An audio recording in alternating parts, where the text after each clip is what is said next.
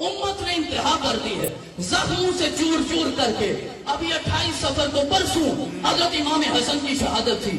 آج زمانہ تحقیق کر کے بتا رہا ہے امام حسن کو فلاں نے شہید نہیں کیا, فلاں نے زہر نہیں دیا.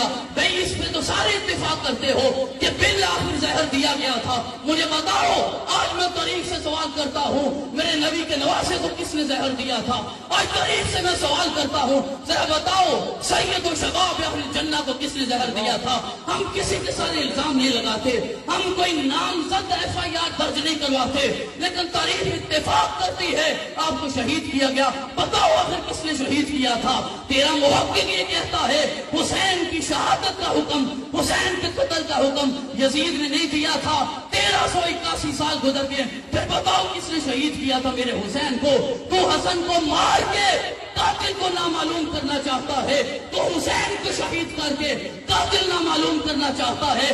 چاند روایتوں کا سہارا لے کے ابو طالب کو کافر کہنا چاہتا ہے. پھر تیرے اس میلاد کس کام کے ہیں؟ تیرے یہ نعرے کس کام کے ہیں؟ تیری نمازیں کس کام کی ہے؟ لہذا میں یہ چاہوں گا آج اس خانقاہ سے, آج اس آستانے سے, آج اس درگاہ سے قبلہ پیر صاحب کے قدموں میں کھڑے ہو کے میں کہوں گا جس کا تعلق اس خانقاہ سے ہے وہ یاد رکھے اسلام کا سب سے پہلا مومن کوئی اور ہے تو ہے, لیکن رب رحمان نے یہ سعادت اس وقت حضرت ابو طالب کو عطا فرما دی تھی جب میرے آقا کی عمر 25 سال ہے اور حضرت خدیجہ الکبریٰ کے ساتھ نکاح ہو رہا ہے, اور میرے نبی کا خطبہ نکاح جناب ابو طالب نے ارشاد فرمایا. سیدنا ابو طالب علیہ السلام. تو آپ کے نبی کا, امام الانبیاء کا, خاتم النبیین کا خطبہ نکاح جناب ابو طالب نے عطا فرمایا. آج آپ مجھ سے نکاح تو نہیں پڑھواتے, کسی نائی سے موچی مسلی سے جا کے نکاح تو نہیں پڑھاتے, کسی ریڑھی باندھ سے نکاح تو نہیں پڑھاتے. آ کے پیر صاحب کے قدموں میں پڑھتے ہمارا نکاح پڑھائیے, آئیے ہمیں یہ سعادت ملے. پیر صاحب تشریف نہیں لے جاتے, اپنا نمائندہ بھیجتے ہیں.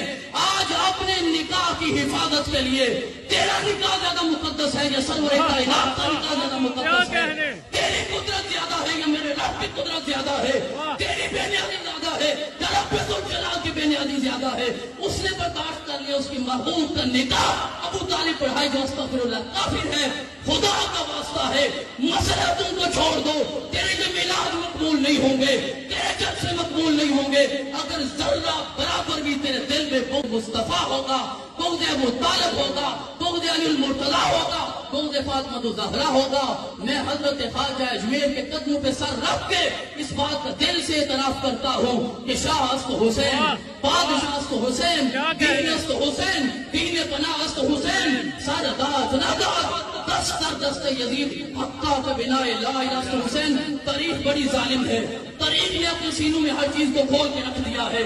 لہذا جس کے بارے میں ہمارے اسلاف نے حکم دیا ہے خاموش رہنے کا, ہم کف لسان کریں گے, خاموش کریں گے, اپنے خون کو کنٹرول میں رکھیں گے, لیکن اتنا نہ آزماؤ کہ ظفر سے چور چور کرنے کے بعد حسین کو قتل کرنے والے شمر سر پہ کھڑا ہو کے کہتا تھا کہ جلدی جلدی سر اتاریے, ہم نے ابھی نماز بھی پڑھنی ہے.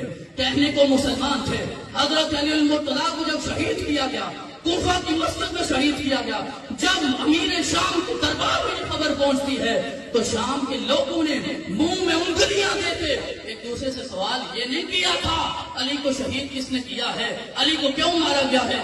سوال یہ تھا کیا علی نماز بھی پڑھتے ہیں؟ اتنا ظلم کیا ہے آپ نے خاندان رسالت کے ساتھ کہ حضرت علی المرتضیٰ کے بارے میں یہ سوال امت پوچھتی رہی.